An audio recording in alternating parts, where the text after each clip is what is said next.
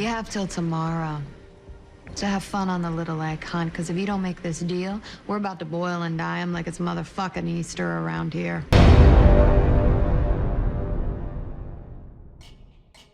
So it seems like we're in the developmental stage of this season with episode 7, Poached Eggs. It seems like things are starting to slow down to a crawl. Yeah, I mean, the beginning of the season really kicked it off, like the quest for the keys. It sounded really epic. I was really excited. Yep. And then now I feel like we're just kind of at a stall, like you said. It's kind of like slowing down a little bit. These episodes right now feel like they're just filler episodes after a day in the life. It was just such a magical episode. That episode kind of set the bar, didn't it? Yeah, I mean, like, it's kind of letting me down a little bit. These last 2 episodes haven't quite hit the mark for me. But as you say, it's progressing into the story. It's developing it, and it's setting it up for something bigger to come. I hope. Yeah, it's definitely... There are a lot of revelations in this episode that aren't on the level of Life in the Day. But you still... Okay, so we learned that Julia's magic was only for her. Mm-hmm. And so, what was our theory about that? I thought there was too much... the Niffin theory. I thought that there was too much magic at that given moment for her to handle. Which could be half correct. If we think about that magic being suited only for Julia... in which, Our Lady Underground, Persephone gave to her. Yep. It could be too much for Alice. We don't know to the extent to which Alice can handle that magic, but, It's an interesting theory that this magic was a gift to her, so it can only work with her. Yeah, which also brings me to this next point. The magic that she got from Irene, this powder, it looked... Cocaine? Yeah. Cocaine magic? It looked different. It looked very different. It looked like dark magic or something. Yeah, it very much looked like Voldemort magic. Yeah.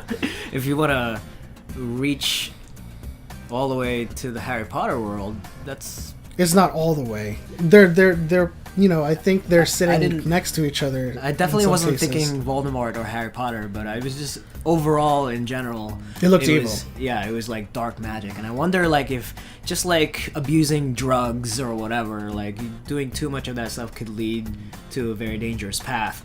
And I have a theory that if Julia starts to kind of overuse that stuff, then wherever it came from, it could come back and bite her in the ass. Yeah, it would make sense in a series like this where one person gets out of the hole, another person goes into the hole. It seems to be the recurring trend. Yeah, so Q, Penny, Poppy, and Penny. No, did I say Penny already? Penny already. Penny, Q, and Poppy, they they helped Kady escape, and so she's seemingly out of this hole now, right? And she's glad. She's thinking clear, so... Julia, if she starts using this cocaine magic irresponsibly, she could be the next person. Don't show it to Kady.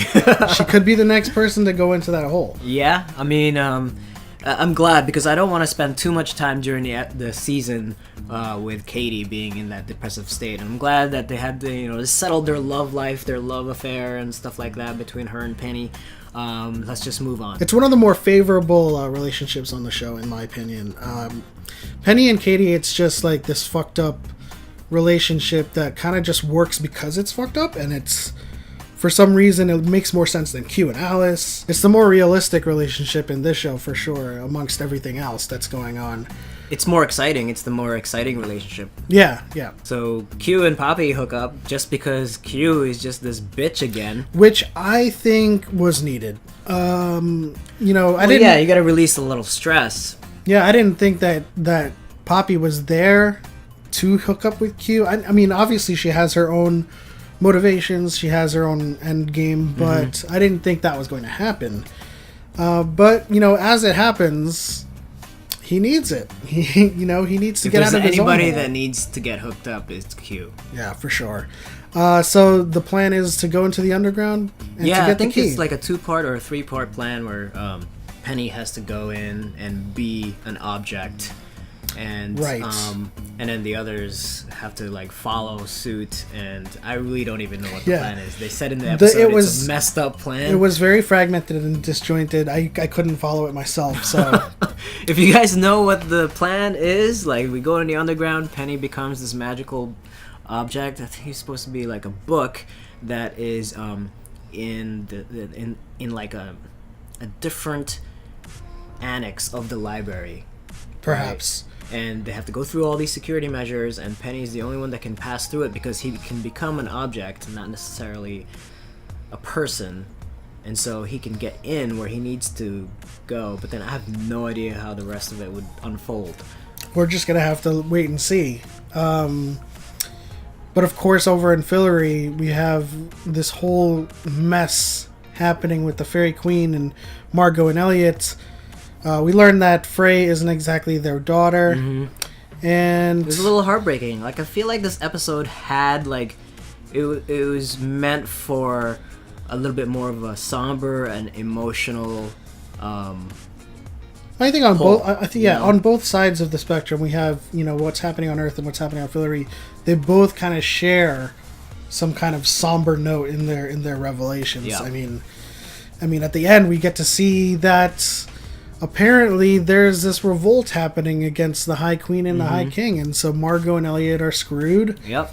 And we have to wait and see what happens there. But, at least they're free from the Fairy Queen. But... like you said before, like, you get out of one hole, you go into another, and, which brings me to why, like, the way that the Fairy Queen released them from her shackles, she was like... she was very happy about it. But I can't help you anymore. So I was like, was the Fairy Queen... at the same time she's having fun, she's pulling the strings, and she's just like having a great ass time, like being the puppeteer. She was doing it to kind of hold the people at bay and not have this thing like, backfire on them, which is exactly what happened in this episode. Yeah, I feel like sometimes Eliot and Margo are just like way too smart or overthinking it, just for the sake of trying to outsmart the Fairy Queen, and at the end it just bites them in the ass. Yeah, I mean, I think they both kind of...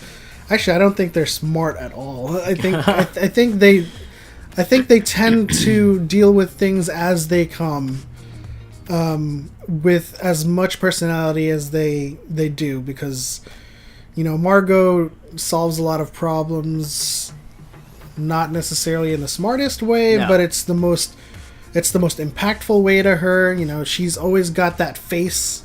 She's always got that delivery for the right moment at the right time. And I feel like she would have, or they would have, Eliot and Margo would have seen this coming if they weren't just at odds with the Fairy Queen at all times. Yeah.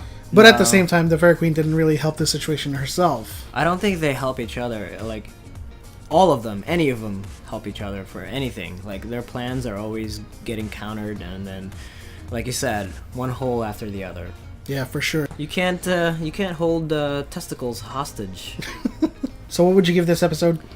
I'm putting my geeky fanboy of the Magicians aside. I'm gonna give it a 2 out of 5. That's drastic measures. Okay, I'm gonna give it a 3 still, because despite the pace of the show slowing down, we definitely had some revelations, and it's still a setup to what looks like an exciting episode next week. I thought this was going to be an exciting episode, so that's why I gave it a 3. Yeah, I guess so, but I'm going to give it a 3 because it seems like, according to that preview, we are going to get a very exciting episode next week. Man, and I hope so.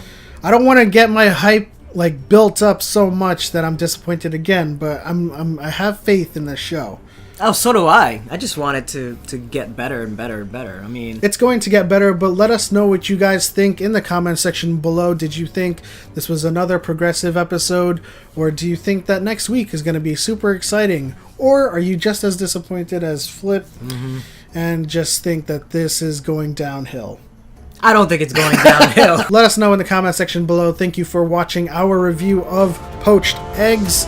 We'll see you guys next week.